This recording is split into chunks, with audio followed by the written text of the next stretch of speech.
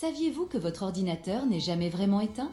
Même lorsque vous appuyez sur le bouton d'alimentation, une partie cachée de votre appareil continue de fonctionner en silence. Ce processeur secondaire, appelé Intel Management Engine, travaille indépendamment du système principal pour assurer la maintenance et la gestion à distance. Il peut même accéder à la mémoire de votre ordinateur lorsque celui-ci semble hors tension. Depuis son intégration en 2008, cette technologie complexe fascine autant qu'elle inquiète, car elle présente des vulnérabilités pouvant être exploitées par des attaquants. Toutefois, en mettant régulièrement à jour le microprogramme et en désactivant les fonctions inutilisées, vous pouvez réduire ces risques. Explorez ce monde technologique insoupçonné et protégez efficacement vos données numériques. Ce secret révèle que nos appareils sont plus connectés qu'on ne croit, ouvrant de nouveaux défis. Je vais vous expliquer pourquoi ces entreprises les ont créées, et surtout ce que cela implique pour notre vie privée et notre indépendance. Vous croyez vraiment que votre appareil s'éteint? En fait, chaque appareil moderne contient une puce minuscule alimentée en permanence. Ce n'est pas une simple option.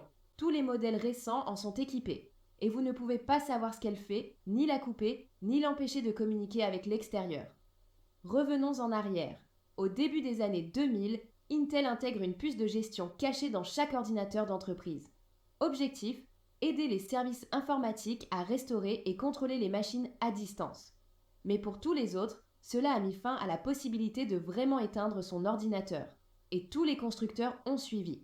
AMD possède aussi son propre gardien. Si la puce n'approuve pas votre micro-logiciel, impossible de démarrer. Apple conserve votre identifiant facial et vos clés, même si iOS est piraté. Sur la plupart des téléphones Android, la zone de confiance fonctionne comme un système d'exploitation secondaire. Elle décide, Android obéit.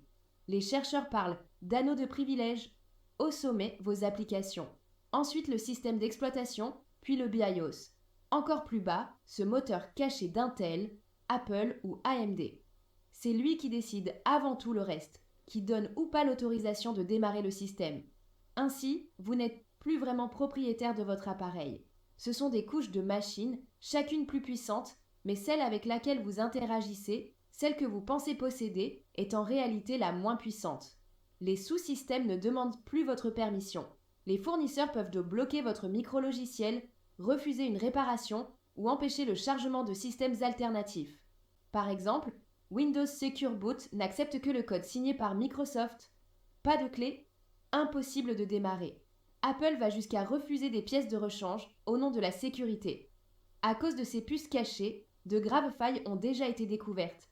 Des pirates ont pu prendre le contrôle de millions d'ordinateurs, contourner antivirus et pare-feu, même sur des appareils éteints. Et vous devez juste espérer que le fournisseur corrige le problème. Les solutions?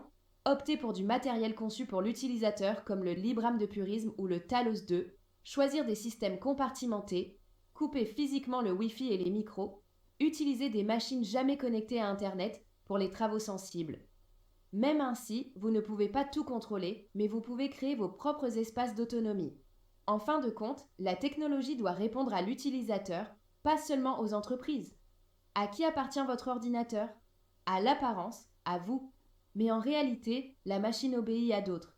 La sécurité de nos outils doit être au service de l'utilisateur, pas de la chaîne d'approvisionnement ou du fournisseur. Et vous, êtes-vous prêt à reprendre le contrôle?